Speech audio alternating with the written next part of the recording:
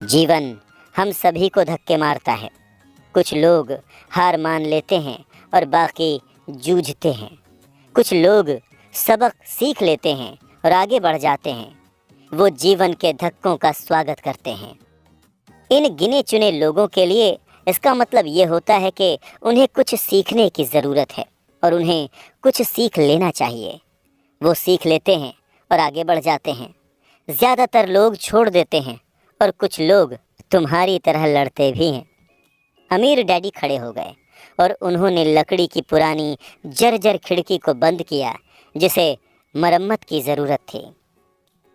अगर तुम ये सबक सीख लेते हो तो तुम बड़े होकर बुद्धिमान, दौलतमंद और सुखी युवक बनोगे। अगर तुम नहीं सीखते हो तो तुम जिंदगी भर अपनी समस्याओं के लिए अपनी नौकरी, कम तनख्वाह या बॉस को दोष देते रहोगे। तुम जीवन भर उस बड़े मौके की उम्मीद करते रहोगे जो आकर तुम्हारी तमाम आर्थिक समस्याओं को हल कर दे। अमीर डैडी ने यह देखने के लिए मेरी तरफ देखा कि क्या मैं उनकी बात सुन रहा था। उनकी आंखें मेरी नज़रों से मिलीं। हम एक दूसरे को एकटक देखते रहे और अपनी आंखों से संवाद करते रहे। आखिरकार जब मैं उनके संदेश का मतलब समझ गया तो मैंने अपनी नज़रें फेर लीं। मैं जान गया कि उनकी बात सही थी। मैं उन्हें दोष दे रहा था जबकि सीखने का आग्रह मैंने खुद किया था। मैं जूझ रहा था। अमीर डैडी ने आगे कहा, अगर तुम इस तरह के इंसान हो जिसमें ज़रा भी हिम्मत नहीं है तो जीवन के हर थपेड़े, हर धक्के के सामने तुम हार मान लोगे। अगर तुम इस तरह के इंसान हो तो तुम ज़िंदगी भर सुरक्षित तरीके से खेलते रहोगे, सही चीज़ें करोगे और किसी ऐसे वक्त का इंतज़ार करोगे जो कभी आएगा ही नहीं। फिर तुम एक नीरस बूढ़े आदमी की तरह मर जाओगे। तुम्हारे बहुत से दोस्त तुम्हें सचमुच पसंद करते होंगे क्योंकि तुम बहुत अच्छे, मेहनती इंसान थे। लेकिन सच तो ये है कि तुमने जीवन के धक्कों के आगे घुटने टेक दिए थे।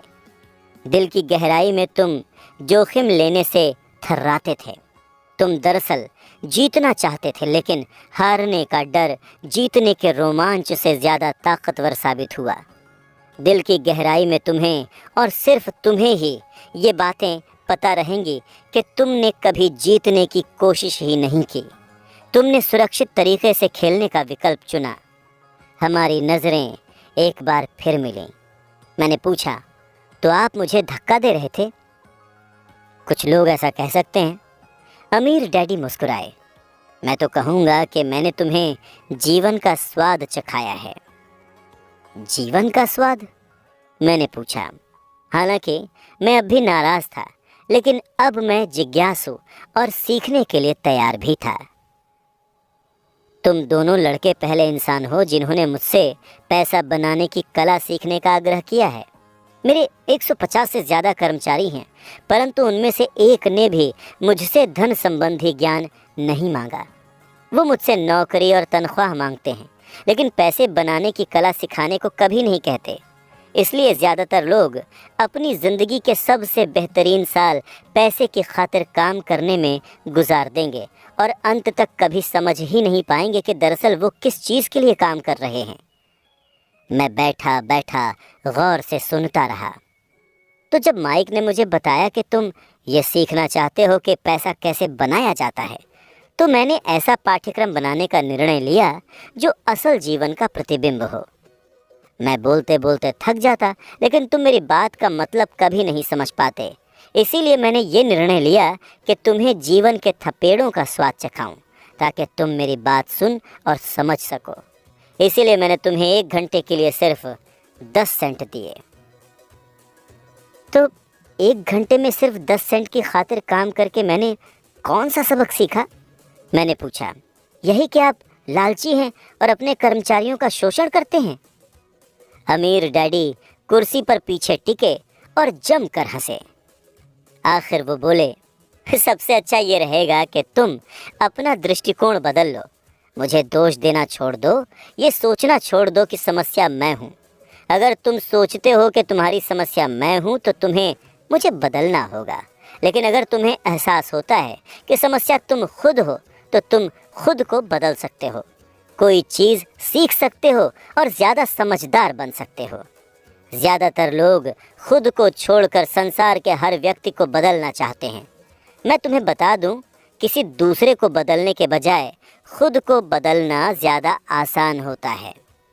मैंने कहा, अब मैं समझ नहीं पाया। अपनी समस्याओं के लिए मुझे दोष देना छोड़ दो, अमीर डैडी ने अधीरता से कहा। लेकिन आप मुझे सिर्फ 10 सेंट ही दे रहे हैं, तो तुम क्या सीख रहे हो?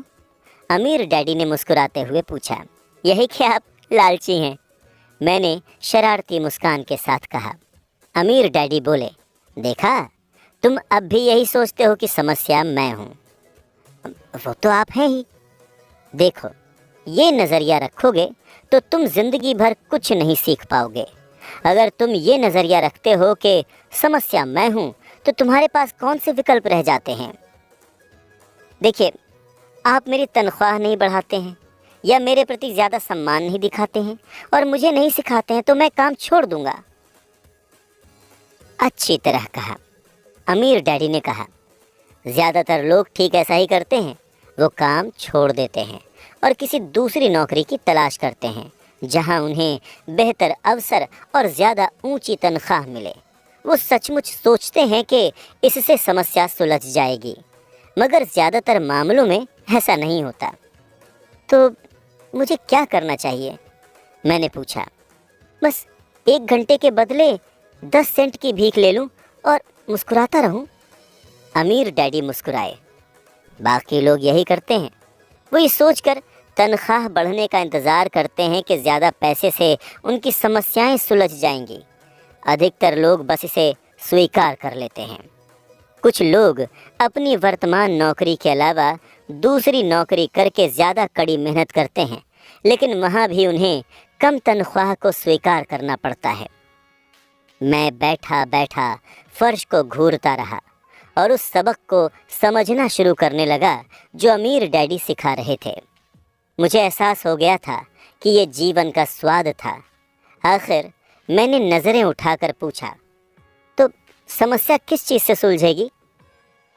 इससे, उन्होंने कहा और अपनी कुर्सी पर आगे झुककर मेरे सर को हल्के से थपथपाया। तुम्हारे कानों के बीच की चीज़ से। यही वो पल था जब अमीर डैडी ने वो निर्णायक दृष्टिकोण बताया जो उन्हें उनके कर्मचारियों और मेरे गरीब डैडी से अलग करता था और जिसकी बदौलत वो अंततः हवाई के सबसे अमीर लोगों में से एक बने, जबकि मेरे उच्च शिक्षित लेकिन गरीब डैडी जिंदगी भर आर्थिक समस्याओं से जूझते रहे। ये एक अनूठा दृष्टिकोण था जिसने मेरी ज़िंदगी का नक्शा ही बदल दिया। अमीर डैडी ने बार बार मुझे ये दृष्टिकोण सिखाया जिसे मैं पहला सबक कहता हूँ। गरीब और मध्यम वर्गीय लोग पैसे के लिए काम करते हैं, अमीर लोग पैसे से अपने लिए काम कराते हैं। अब तक मेरे गरीब डैडी ने मुझे जो सिखाया था, शनिवार की उस उजली सुबह मैंने उससे एक बिल्कुल ही भिन्न दृष्टिकोण सीखा। 9 साल की उम्र में ही मैं समझ गया कि दोनों डैडी चाहते थे कि मैं सीखूं। दोनों ही डैडी मुझे पढ़ने के लिए प्रोत्साहित करते थे, बस अध्ययन के विषय अलग थे। मेरे उच्च शिक्षित डैडी सलाह देते थे कि मैं वही करूं जो उन्होंने किया था। बेटे, मैं चाहता हूं कि तुम जमकर पढ़ाई करो, अच्छे ग्रेड लाओ, ताकि तुम्हें किसी बड़ी कंपनी में सुरक्षित नौकरी मिल सके, और ये सुनिश्चित करना कि उसमें बेहतरीन सुविधाएं भी मिलें। मेरे अमीर डैडी चाहते थे कि मैं ये सीखूं कि पैसा कैसे काम करता है, ताकि मैं इससे अपने लिए काम करा सकूं। ये सबक मैं किसी क्लासरूम के कारण नहीं, बल्कि उनके मार्गदर्शन के कारण जीवन भर सीखने वाला था। मेरे अमीर डैडी ने अपने पहले सबक को जारी रखते हुए कहा, मुझे खुशी है कि तुम 10 सेंट प्रति घंटे पर काम करने पर नाराज़ हुए। अगर तुम नाराज़ नहीं हुए होते और इसे चुपचाप स्वीकार कर लेते, तो मुझे तुमसे कहना पड़ता कि मैं तुम्हें नहीं सिखा सकता। देखो, सचमुच सीखने में ऊर्जा, जोश और धधकती इच्छा की ज़रूरत होती है। क्रोध उस फॉर्मूले का एक बड़ा हिस्सा है, क्योंकि जोश क्रोध और प्रेम का समन्वय होता है। जब पैसे की बात आती है तो अधिकतर लोग सुरक्षित रास्ता खोजते हैं और सुरक्षित महसूस करना चाहते हैं। इसीलिए जोश उन्हें राह नहीं दिखाता है, उन्हें राह दिखाता है उनका डर। तो क्या इसीलिए वो कम तनख्वाह वाली नौकरियां करने के लिए राज़ी हो जाते हैं? मैंने पूछा। हाँ, अमीर डैडी ने कहा। कुछ लोग कहते हैं कि मैं कर्मचारियों का शोषण करता हूँ क्योंकि मैं उन्हें शुगर प्लांटेशन या सरकार जितनी ऊंची तनख्वाह नहीं देता। मैं कहता हूँ कि लोग अपना शोषण खुद करते हैं, डरते वो हैं, मैं नहीं। मैंने पूछा, लेकिन क्या आपको नहीं लगता कि आपको उन्हें ज़्यादा वेतन देना चाहिए? मुझे ज़्यादा वेतन देने की ज़रूरत नहीं है। इसके अलावा ज़्यादा पैसा मिलने से भी उनकी समस्याएं नहीं सुलझेंगी। अपने डैडी को ही देख लो, ये बहुत सारा पैसा कमाते हैं मगर इसके बावजूद अपने बिलों का भुगतान नहीं कर पाते। अधिकतर लोगों को अगर ज़्यादा पैसा दे दिया जाए तो वो ज़्यादा कर्ज में डूब जाएंगे। तो इसीलिए आपने 10 सेंट प्रति घंटे की तनख्वाह दी? मैंने मुस्कुराते हुए कहा। ये सबक का हिस्सा था। सही समझे, अमीर डैडी मुस्कुराए। देखो, तुम्हारे डैडी स्कूल गए और उन्होंने उत्कृष्ट शिक्षा इसलिए हासिल की ताकि उन्हें ऊंची तनख्वाह वाली नौकरी मिल सके। लेकिन उनके पास अब भी पैसे संबंधी समस्याएं हैं क्योंकि उन्होंने स्कूल में पैसों के बारे में कभी कुछ नहीं सीखा।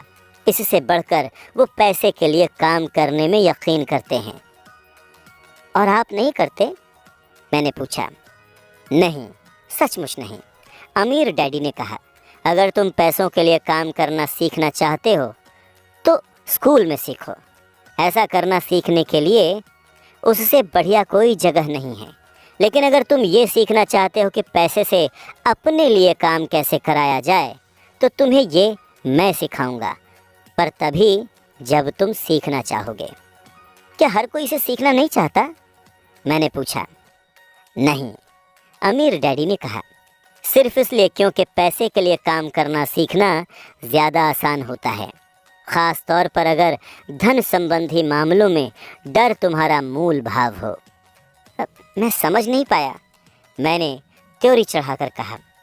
हाल फिलहाल उसकी चिंता मत करो, बस इतना जान लो कि ये डर होता है जिसकी वजह से ज़्यादातर लोग नौकरी करते हैं। अपने बिल न चुका पाने का डर, नौकरी से निकाले जाने का डर, पर्याप्त पैसा न होने का डर और दोबारा शुरुआत करने का डर। ये किसी पेशे या हुनर को सीखने का, अध्ययन करने और फिर पैसे के लिए काम करने की कीमत है। अधिकतर लोग पैसे के गुलाम बन जाते हैं और फिर अपने बॉस पर नाराज़ होते हैं। पैसे से अपने